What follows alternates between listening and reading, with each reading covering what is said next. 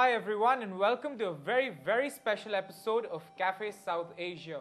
I've got with me here in the cafe today a very prominent singer from Bangladesh. He's the voice of Bangladesh. He's got a gazillion albums to his credit and he sings absolutely beautifully. And along with him, I have a very dear friend of mine on guitar. Please join me in welcoming Maqsoodul Haque, better known as Mac, and Russell. Thank you so much for coming, sir. Train, thank you very much. Brother Russell. Great. I mean, I've seen you guys perform. I've just heard you sing. You're absolutely fabulous. Why don't you start by telling us how is it that you took to this profession? At what age? Well, I started early, probably. I've been singing since my childhood, but I've been doing clubs and stuff in Dhaka, basically in the good old days. When I started was way back in '76, professionally. By '76, I was good enough to be taken in what was then the only nightclub in Bangladesh. It was the Hotel Intercontinental, which is now the Sheraton in Dhaka, very big hotel. So it had this huge supper club called the Chambeli, and which before the independence of the country, before '71, had only European, American, and Australian acts. Because there wasn't many good musicians or local bands. singers. Yeah, but after Bangladesh, that changed, and we were about the first or second band. Before us, there was a band called Windy Side of Here, and my band, my band that was in previously was called Feedback. So I joined Feedback in '76, and I was auditioned, and I was taken in, and we were doing club. So my career really took off from '76. I mean, but then it was from '76 to so '76 to '87, 11 long years. But basically stuck to playing, you know what Covers. it's like, covers, nightclub music, dance, The audience music, wants to listen disco. Then we had the Saturday Night Fever revolution, it was like big thing. Tight John jeans Travolta and, stuff. yeah, John Revolting. Bell bottom. Yeah. Bell bottoms, someday bell bottoms, someday. Did you have long side locks and all then? Like that? I never had sideburns. Curly No, hair? because I don't have sideburns, But everyone used to spot them back then. Yeah, so grease, tuck, we did all that kind of stuff. But that was like, I would say those were formative years in the sense that I had the opportunity, or I was blessed with an opportunity to be involved in a profession that I loved and get paid for it very well and perform like 3-4 times a week in a tight environment with a band, which was a very good band.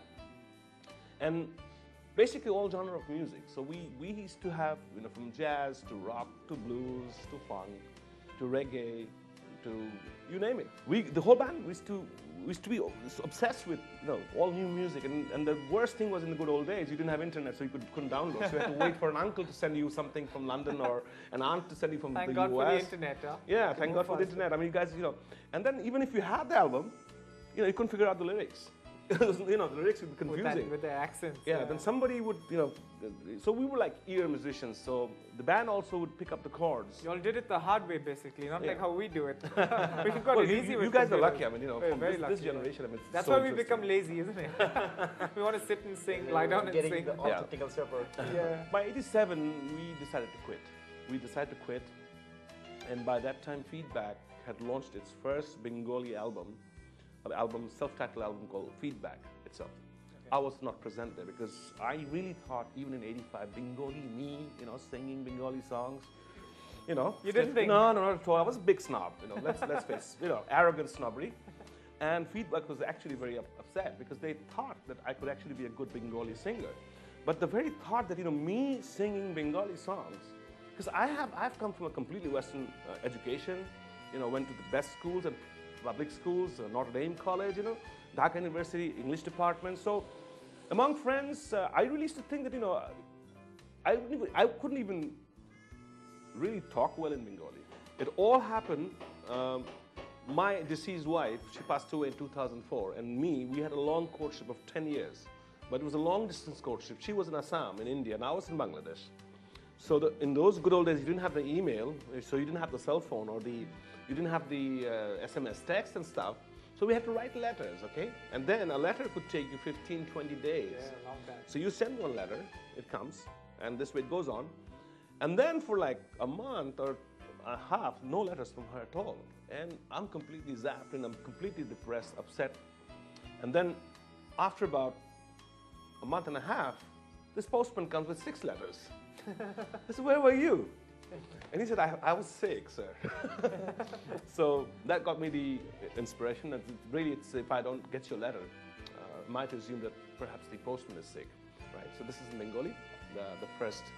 Ah, the song. Yeah. Yeah, I heard about this song. What's it called? It's called Chithi. Chithi means letter. That was the only tune in that album. Yeah. Okay. This is my first Bengali song that I wrote, composed, and sang. Okay. So, we'll go for it? Yeah, Okay, please, okay. please.